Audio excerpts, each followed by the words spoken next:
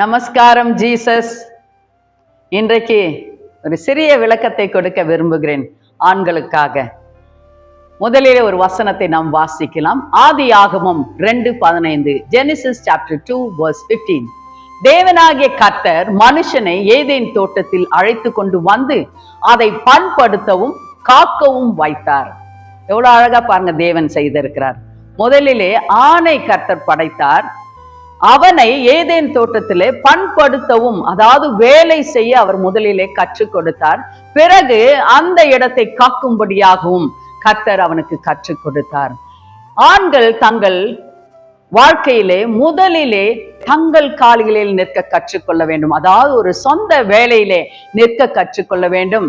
பிறகு சம்பாதித்து தன் தாயும் தகப்பனையும் சகோதர சகோதரிகளும் பொறுப்பேற்று அவர்களை பாதுகாக்கும், அவர்களை இதோ விசாரித்து காரியங்களை செய்யும், அவர்கள் தேவைகளை சந்திக்கும் முதலிலே கற்றுக்கொள்ள வேண்டும்.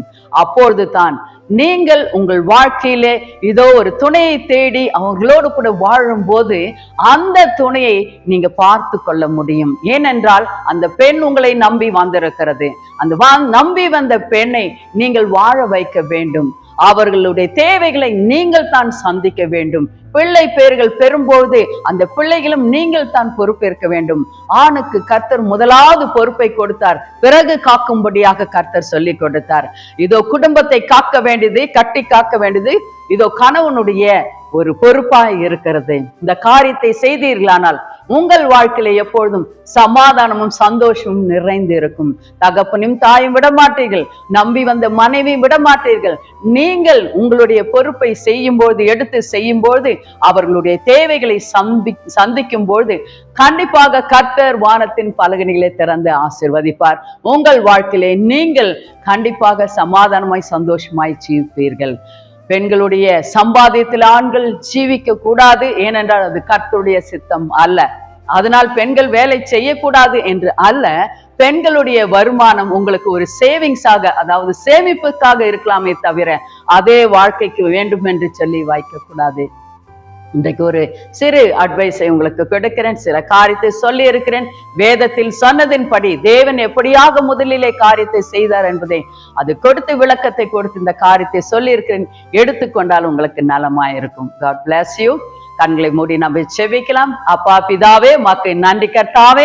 ஆண்டவரே, முதலிலே ஆணை உண்டாக்கின பொழுது கர்த்தாவே நீர் அவருக்கு கர்த்தாவே வேலையை சொல்லி கொடுத்தீரையா. ஆண்டவரே, அந்த இடத்தை காப்பாற்றும்படியாக செய்தீரையா. பிறகு ஏவாளை கொடுத்தீர் கர்த்தாவே. ஆண்டவரே, அவர்களை கட்டி காக்கும்படியாக வேலை கற்றுக்கொண்டதனால் ஆண்டவரே கடைசி வரைக்கும் இருந்து கர்த்தாவே ஆண்டவரே தன்னுடைய மனைவியும் பிள்ளைகளும் அவன் காப்பாற்றினான் கர்த்தாவே. ஆண்டவரே, சந்தோஷமாய் சமாதானமாய் ஜீவித்தார்கள் ஐயா. அப்படியாக இந்த நாட்களிலே கர்த்தாவே ஆண்கள் எழும்பி கர்த்தாவே தங்கள் வீட்டை கட்ட நீர் ஆசீர்வதிக்க வேண்டுமாய் ஜெபிக்கிறேன் ஐயா. ஆண்டவரே, பெண்களும் புத்தி உள்ள ஸ்திரீகளாக இருந்து தன் கணவனோடு கூட ஒத்துழைத்து காரியங்களை செய்யும். தன்னுடைய தாய் தகப்பனை விட்டு விடாத படிக்க, சகோதர சகோதரிகள் விட்டு விடாத படிக்க ஆண்டவரே குடும்பத்தை எடுத்து கட்ட இவர்களை ஆசீர்வதிக்க வேண்டுமாய் ஜெபிக்கிறேன் கர்த்தாவே. யெகோவா மெக்காதீஸாக, யெகோவா ஷாலமாக அந்த குடும்பங்களில இருந்து நீர் பாதுகாக்க வேண்டுமாய் ஜெபிக்கிறேன். இயேசு கிறிஸ்துவின் நாமத்தினாலே நாங்கள் ஜெபித்து ஜெயம் எடுக்கிறோம் எங்கள் அருமை பிதாவே. ஆமென். God bless you. நமஸ்காரம் ஜீசஸ்.